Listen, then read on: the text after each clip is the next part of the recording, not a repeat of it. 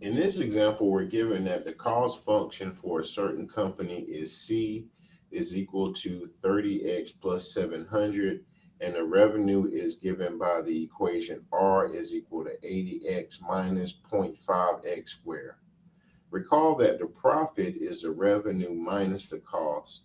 Set up a quadratic equation and find two values of x, which is the production level, that will create a profit of $500.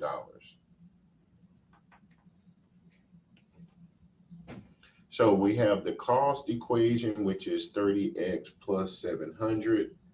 We have the revenue equation, which is 80x minus 0.5x squared. And we have the profit, which is equal to the revenue minus the cost.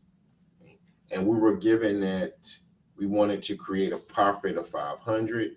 So I'm going to substitute the profit for 500.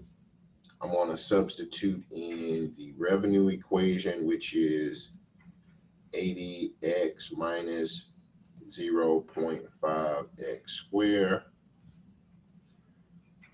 minus our cost equation, which is 30x plus 700.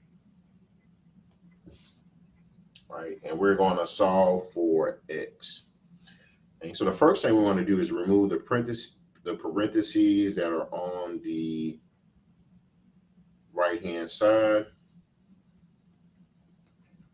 Right, so there's an understood one in front of that first set of parentheses, so the parentheses simply fall off. However, for the second set of parentheses, we're going to distribute the negative, and that will change our signs.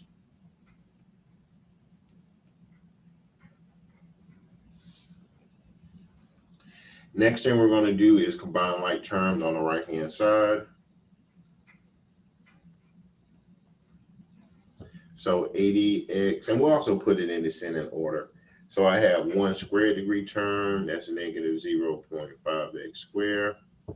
I have two first degree terms, 80x minus 30x is 50x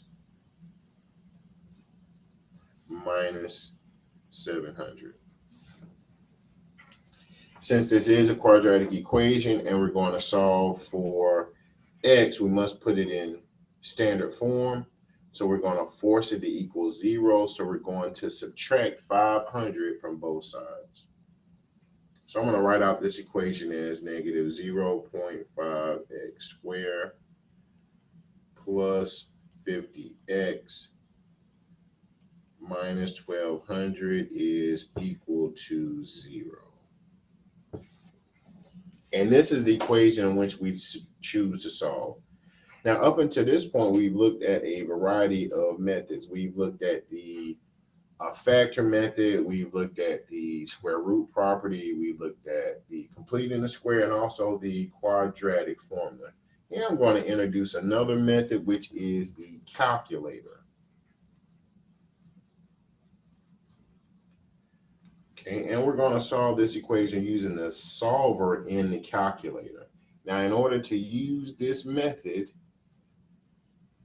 your equation must be set equal to 0.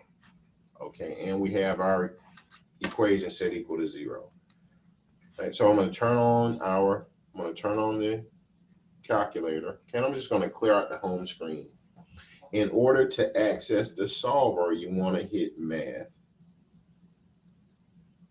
I'm going to scroll down to 0, right? And now I see the solver, and I'm going to hit enter. Now, if you don't actually see this equation solver, if you see something else, you may want to scroll all the way up on your mouse pad and just hit clear, and that'll clear out any equations that you previously had. So now I'm going to enter in this equation, negative 0.5x squared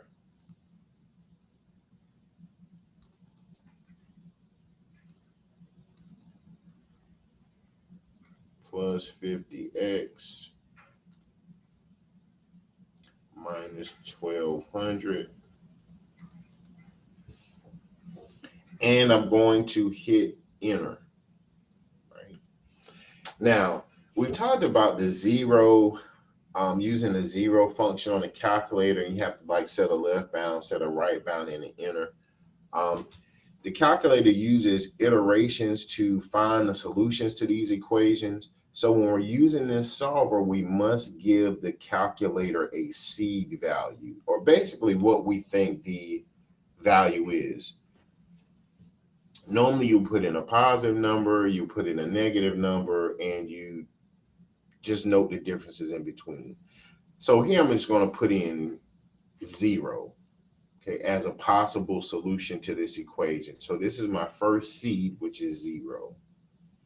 In order to force a solution from the calculator, I want to hit this solve key. And on my calculator, solve is green, right? So I'm going to hit alpha and enter, which is solve. And it gives me a value of 40. Right? So 40 is one of my values. Now I have to give it, since we're dealing with a quadratic function, right? Notice that there's two solutions. So in order to find the other solution, we must enter in another seed value. Now from this point, we can go one of two ways. We can put in a value that's greater than 40. And if we put in a value greater than 40, we may get another result of 40. We may also have to put in a value less than 40.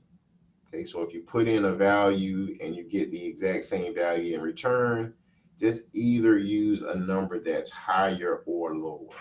Okay. So I'm going to use a number higher than 40. I'm going to use 100. Okay, so I'm going to put in 100 as a seed. I'm going to solve it. So I'm going to hit alpha and enter. And notice I get 59.999, which rounds to 60. All right, so my two solutions are 40 and 60.